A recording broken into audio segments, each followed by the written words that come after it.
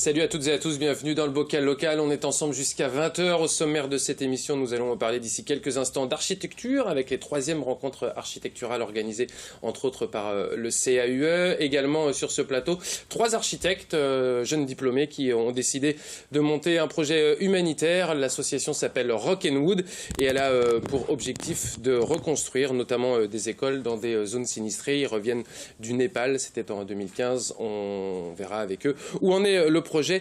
Aujourd'hui, on parlera évidemment des artistes dans le Bocal Local avec notamment Tian et l'association Art Diffusion qui exposeront à partir du 14 septembre prochain sous les arches du tunnel au Mans, rue Wilbur Wright, avec 3 artistes, Tian, Ernest et STF, 2 artistes du Sud donc qui se joindront à notre artiste local pour ses œuvres de 4 mètres par 3. On parlera de la Foire du Mans, 80e édition, c'est toujours un événement en ce rentrée, cette Foire du Mans, avec pour thème l'espace. Cette année, Julien Rimbaud sera avec nous pour en parler et on terminera avec les portes ouvertes du théâtre du Passeur, rue de la Rivière au Mans, ainsi que la couveuse, on vous en avait parlé déjà l'année dernière. C'est un appel à projet organisé par la ville du Mans pour tout un tas de discipline artistique. La fin des candidatures, c'est le 12 septembre. Nous recevrons l'adjointe à la jeunesse de la ville du Mans, Hélène Debost.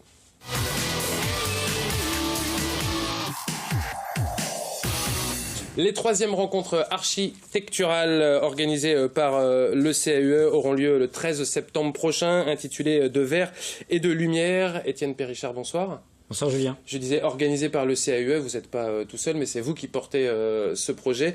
De verre et de lumière, on va évidemment en parler plus précisément. Je vous présente 3 autres architectes qui sont là avec nous sur un projet particulier. Antoine, Michal et Gauthier, 2 architectes. Et il y en a qui n'est pas architecte. Hein, non, je suis ingénieur, pour tout vous dire. Voilà, ingénieur, plutôt dans le domaine du bois. Hein. C'est ça. Vous revenez du Népal et vous avez monté une association qui s'appelle Rock and Wood. Alors, une association dont vous êtes les porteurs de projets, mais qui rassemble pas mal de monde. Hein. On peut le voir d'ailleurs sur le site internet. Le but est de reconstruire des zones sinistrées, je peux dire ça comme ça ? Exactement. Défavorisées. Après le tremblement de terre qu'il y a eu en 2015, enfin les 2 tremblements de terre, il y a au Népal exactement. Il y a eu quand même pas mal de destruction dans 4 districts notamment, et du coup on essaye d'apporter notre aide voilà, dans ces régions-là. Vous allez nous dire comment vous avez vécu ce voyage au Népal, avec notamment la vidéo que vous nous avez envoyée. C'est pas facile hein, d'aller d'un village à l'autre, il faut marcher un petit peu. C'est ça. On verra d'ailleurs les perspectives aussi, parce que vous avez déjà commencé à travailler hein, sur la reconstruction de ces écoles, et on verra tout ça d'ici quelques instants. Les 3e rencontres architecturales, Étienne Périchard, c'est un moment où on fête l'architecture, j'ai envie de dire ça comme ça. Vous pouvez dire ça comme ça, Julien. C'est un moment en fait où on permet à tous les publics, qu'ils soient amateurs, professionnels ou grand public, de se rencontrer autour d'une thématique architecturale. Et comme vous le disiez, le CAUE n'est pas le seul organisateur puisqu'on co-organise ce colloque qui a lieu tous les 3 ans avec les services de l'ABF, l'architecte des bâtiments de France. Le thème c'est de verre et de lumière oui. Cette année. Qui choisit les thèmes et pourquoi ce thème du verre et de la lumière ? Parce qu'il est passionnant. Oui, j'imagine bien. Mais vous m'auriez répondu la même chose sur un autre thème. On ne vit pas sans lumière. Oui. Et aucun bâtiment n'a jamais été conçu dans l'histoire de l'humanité sans que son rapport avec la lumière extérieure ne soit voulu. C'est-à-dire que toute construction est forcément protégée du soleil ou au contraire ouverte sur la lumière naturelle. Le vitrage a évidemment un rôle très important dans cela. Et le vitrage va venir soit filtrer la lumière, soit la doser, soit la colorer, soit protéger d'un excès de lumière. Donc voilà, en fait, ça a un impact fondamental sur notre mode de vie. Dans les pays que vous avez, enfin, notamment au Népal, justement la lumière, le verre il n'y en a pas trop dans les perspectives que j'ai vues hein, d'ailleurs, mais la lumière, on parlait de la lumière naturelle, c'est évidemment vous quelque chose que vous avez regardé peut-être avec attention sur les reconstructions d'écoles que vous allez mettre en place. Oui, bien sûr, on a orienté les bâtiments spécialement pour que la lumière soit rentrée soit à l'intérieur du bâtiment pendant l'hiver, mais avec par exemple des couvertures qui s'avancent pour justement protéger de la lumière. Ouais. pendant l'été. On verra, il y a beaucoup de pierres dans les constructions, enfin dans les perspectives que j'ai pu voir. Finalement, les ouvertures, notamment pour la lumière, sont pas si importantes que ça. Après, c'est aussi des questions parasismiques. Quand on construit en pierre, il y a quand même beaucoup d'éléments qui rentrent en compte et on peut pas faire des ouvertures trop importantes, sinon ça fissure les murs, etc. Donc c'est aussi ça ce qui a un petit peu frein au niveau des ouvertures. Et au niveau du verre, effectivement, le verre coûte très cher. Oui. Et dans cette région-là, il n'y a pas beaucoup de verre à part dans les grandes villes. Donc on a essayé en fait de prendre des solutions comme le mouchard à biais ou ce genre de choses pour justement offrir des ouvertures, offrir de la lumière à l'intérieur. Et c'est vrai que c'est une question extrêmement importante et qu'il faut travailler dans chacun des milieux dans lesquels on travaille. Étienne, l'avantage on va dire ce qui est très important dans cette dans ces rencontres architecturales, c'est toutes les interventions qu'il va y avoir évidemment, mais il y a aussi des visites, c'est vraiment quelque chose d'assez global.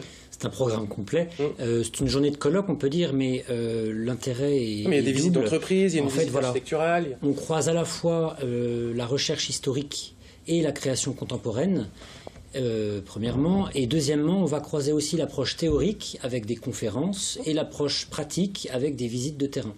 Et donc effectivement, nous allons au cours de l'après-midi emmener notre public qui sera là donc mardi prochain, le 13, pour visiter 2 entreprises qui sont entreprises du patrimoine vivant, tout près du Mans, et un bâtiment public qui n'est pas très connu malheureusement, qui est la bibliothèque universitaire du Mans et qui a vraiment des qualités architecturales qui sont passionnantes à décrypter. Notamment dans cette thématique du verre et de la lumière ? Oui, notamment dans cette thématique. Qu'est-ce qu'elle a de spécial, cette bibliothèque ? Elle est ouverte sur l'extérieur ?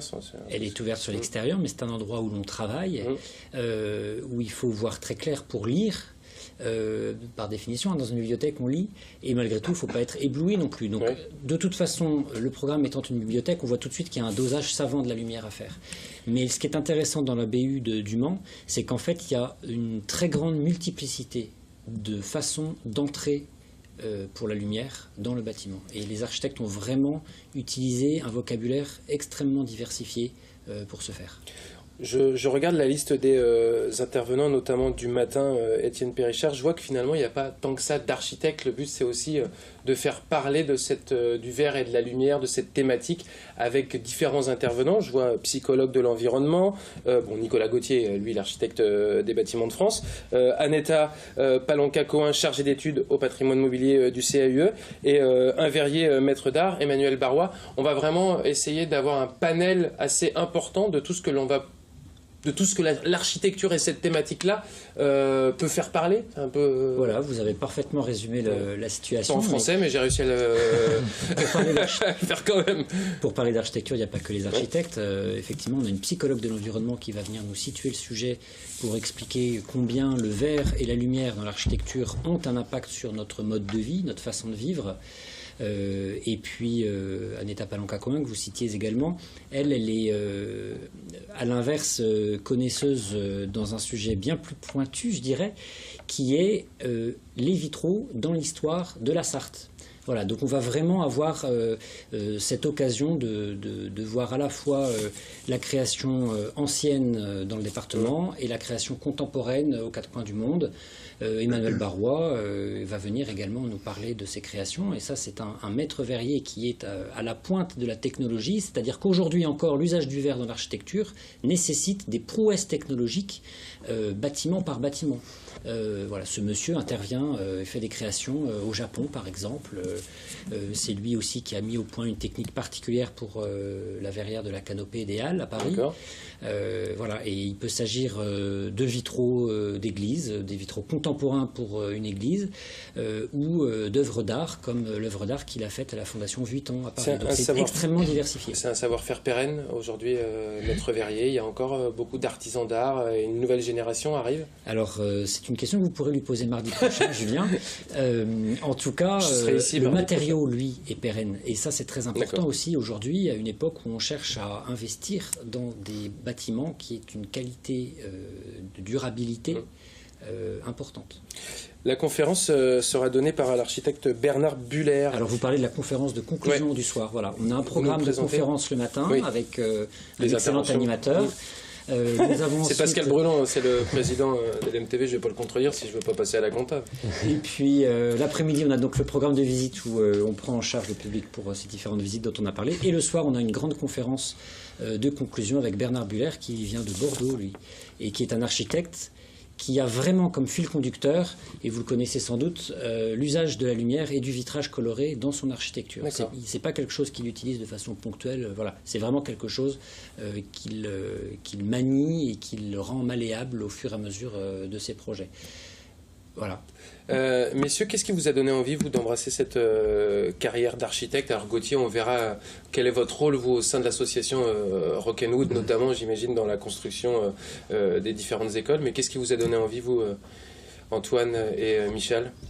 Moi, c'est un rêve de tout petit. Je sais pas vraiment comment l'expliquer maintenant. Starac, hein, Non, je sais bien, mais c'est comme ça que ça s'est passé. Quand j'étais tout petit, ma sœur a fait aussi des études d'architecture et j'ai vu comment elle travaillait, etc. Ça m'a directement un peu inspiré et j'ai commencé à regarder un petit peu l'architecture à droite à gauche et j'ai découvert que c'était un art à part entière. Et les constructions qu'on a pu voir comme des cathédrales ou alors de l'architecture beaucoup plus contemporaine, que ce soit au Japon ou alors dans les pays scandinaves ou en Amérique du Sud, c'est des architectures complètement différentes et qui expriment une culture d'une façon différente mais qu'on peut vivre différemment que la peinture, etc. Et ça m'a vachement intéressé et du coup je suis parti dans cette direction qui est en plus un mélange d'art et de mathématiques, de sciences, etc. Donc c'était quelque chose qui m'allait parfaitement et d'ailleurs je ne savais pas quoi faire d'autre que ça. Michel, vous? Moi en fait j'ai toujours aimé dessiner, j'étais assez doué en mathématiques et logique et en fait j'ai intégré une école, un lycée, STIR appliqué, où j'ai découvert l'architecture, la création de l'architecture en parallèle avec le design et la mode. Et voilà, donc ce mélange en fait de technicité et de l'art m'a énormément séduit et c'est vrai que je pourrais rien faire d'autre en fait. Et aujourd'hui donc Rock'n'Wood avec Gauthier. C'est une passion. Ouais, pour la reconstruction de ces zones sinistrées. Les troisièmes rencontres architecturales haut en couleur de verre et de lumière, c'est la thématique cette année. Ce sera le 13 septembre prochain. Il reste 24 heures pour vous inscrire sur le site du CAIE. D'accord. Voilà. L'ouverture au grand public, c'est une vraie volonté aussi justement du CAIE pour montrer toutes ces facettes. La mission fondamentale du CAIE est fixée par une loi et c'est la sensibilisation du grand public à la qualité de l'architecture et de son environnement. Donc bien sûr, la rencontre avec le grand public est essentielle pour nous. On ne peut pas imaginer aujourd'hui ne pas chercher à promouvoir la qualité de ce cadre de vie. C'est notre quotidien, c'est le plaisir des visiteurs, mais c'est le cadre de vie des habitants de notre localité. Donc voilà, c'est absolument indispensable pour nous. Ça fait partie c'est le cœur de notre mission.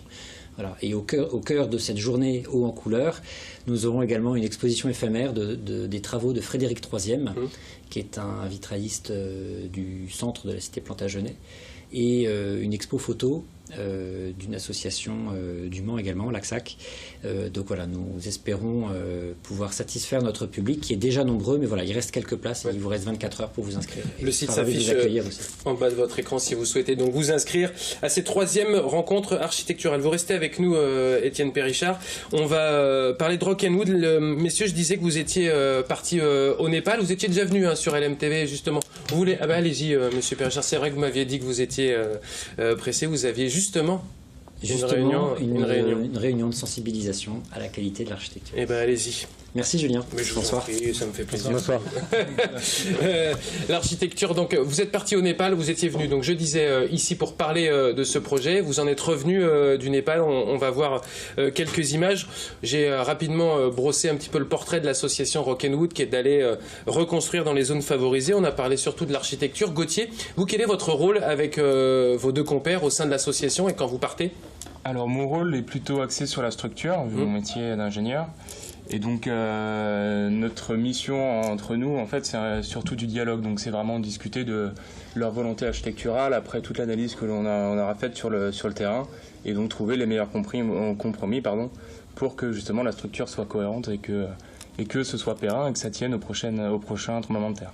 On va regarder un petit peu les images, c'est relativement court de votre voyage là-bas et la rencontre, parce que c'est aussi ça, Rock'n'Wood, c'est la rencontre avec les habitants.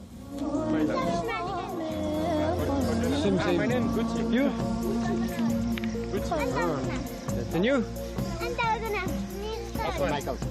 le village, mais il est de l'autre côté, vers là-bas, sous la crête. Namasté. Alors, première impression? Ah, fatigué. C'est fou.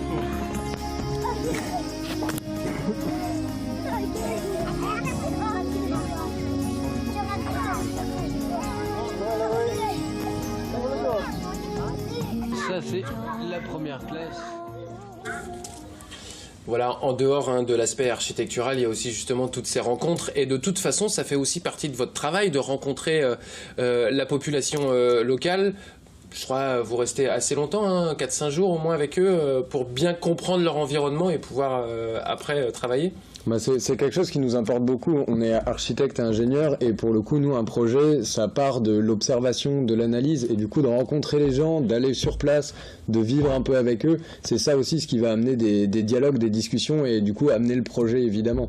On va pas dessiner un projet si on ne sait pas comment ils vivent, si on ne sait pas comment leurs besoins aussi, si on ne connaît pas leur culture. Le Népal est une région très riche, il y a énormément d'ethnies, de castes, etc. Donc chaque village a ses spécificités et ces échanges avec les gens sur place sont extrêmement importants pour ensuite apporter un projet cohérent avec eux. Alors vous le dessinez le projet ou vous allez le construire aussi? On le dessine et on le construit. D'accord. Donc en fait, là, on était en première phase, les premiers 3 mois, c'était observer, analyser et concevoir. Donc on a observé, on s'est immergé un petit peu au Népal dans cette culture, comme Antoine disait, qui est très riche. Ensuite, on va analyser le site sur lequel on va construire pour savoir par rapport à les fondations, par rapport à les matériaux qui sont disponibles. On vous voit d'ailleurs un moment dans la vidéo, on l'a peut-être pas vu là, mais en train de regarder justement quelle est la terre, est-ce que c'est meuble ou est-ce que c'est pas meuble, comment on fait pour les fondations, j'imagine que c'est ça. Voilà, on a aussi mesuré du coup les terrains de construction et après du coup avec tout ça on peut concevoir. Donc on fait des plans, on dessine sur place, on essaye de communiquer justement avec les habitants. Et on finalise le projet avec tous les corps de métier après, qui sont sur place. Gauthier, vous essayez aussi de travailler, je vais pas dire en circuit court, parce que là-bas c'est un peu une obligation, j'imagine, mais les matériaux vous allez utiliser, vous êtes plutôt spécialiste du bois, j'imagine que vous essayez de privilégier dans les constructions le bois. Justement, le Népal, c'est quand même un contexte assez particulier, comme on le disait, et la forêt népalaise a été vraiment détruite. Il y a quand même pas mal de zones qui sont critiques, et donc c'est aussi une part de la mission, c'est d'aller sur place et d'analyser ces ressources naturelles, en plus de la culture et des personnes. Donc à partir de là, on définit les matériaux avec lesquels on va construire, et on fait la conception, notamment un projet où on a fait le choix de prendre du bambou plutôt que du bois. D'accord. L'attente n'est pas trop importante pour les populations locales. Quand vous arrivez, j'imagine, et que vous leur dites bon bah nous on va reconstruire une école, et une école de 12 places, une école de 3 places, il y a aussi un centre communautaire dans ce que j'ai pu lire en reconstruction. À partir du moment où vous avez fait le croquis, ils doivent avoir envie que ça sorte assez rapidement. Les délais justement pour vous, quels sont-ils? Là, on repart en novembre avec 6 volontaires qui viennent avec nous pour justement cette expérience. Donc, on commence 2 constructions à partir de novembre. Et ils ont cet objectif. Ils savent que ça va arriver. Ils savent que c'est juste après la mousson. Donc, la période en fait entre le tremblement de terre et cette mousson, qui a été d'ailleurs assez importante, même très importante, a sûrement été très longue, mais voilà, ils ont un moment où ils peuvent se dire voilà, ça va arriver, et puis on leur a montré des images, etc. Ils savent qu'il y a un soutien qui va arriver, et puis on essaye de communiquer beaucoup avec eux. Donc comme ça, ils voient l'avancée, ils savent qu'on va arriver en novembre, qu'en temps de mois, ça va avancer comme ça. Comme on disait, on travaille avec les matériaux locaux, mais aussi avec la population locale, donc c'est que des ouvriers locaux. Et en fait, ça nous permet aussi de faire une formation. C'était aussi pour ça que c'était important de vivre un petit peu dans ce village avec eux. C'est comme ça, on a une certaine symbiose avec les villageois et on peut se permettre d'apporter un projet en toute cohérence aussi à ce niveau. Comment on fait pour vous soutenir? Parce que l'association, c'est une association. On peut vous rejoindre. Vous êtes, on va dire, les 3 porteurs de projet. Vous allez là-bas. Il y a un bureau, il y a des membres. Si on souhaite simplement... donner, parce que le projet est intéressant, c'est un projet architectural, c'est un projet humanitaire, on peut le faire? Bien sûr.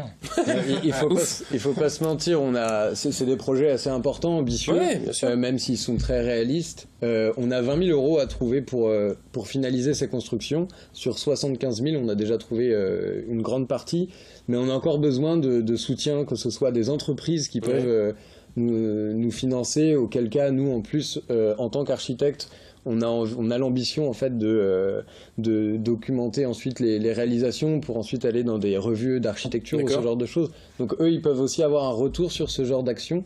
Et bien sûr aussi, tous les particuliers peuvent nous aider sur...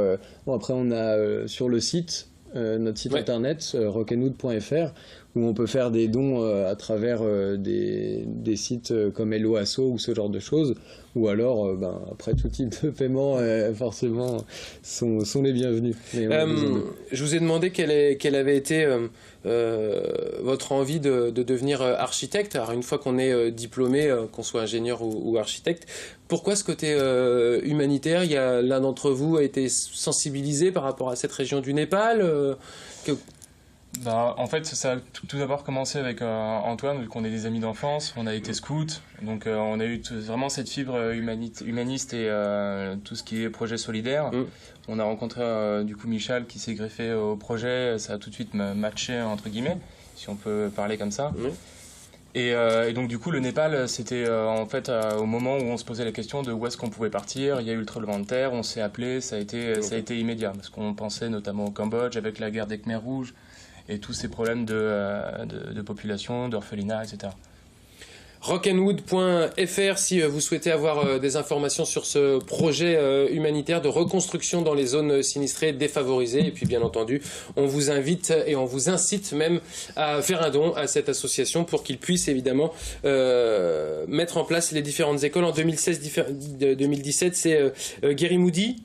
C'est ça. Cette école de 12 places, Lamjung, 12 classes, pardon, 12 classes, Lamjung, école de 3 classes, et Ikling. D'ailleurs, c'est vrai qu'on n'en a pas parlé, c'est allé un peu vite.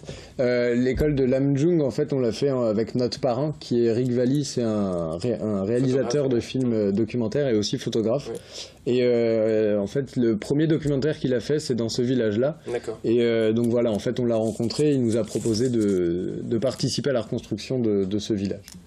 En tout cas, belle initiative de votre part, messieurs. Merci à vous d'être venus dans le bocal local. rockandwood.fr pour toutes les informations. D'ici quelques instants, la 80e édition de la Foire du Mans et l'artiste Tian et l'association Art Diffusion pour leur invitation avec Entre Cours et Jardin à exposer dans le tunnel du Mans. À tout de suite.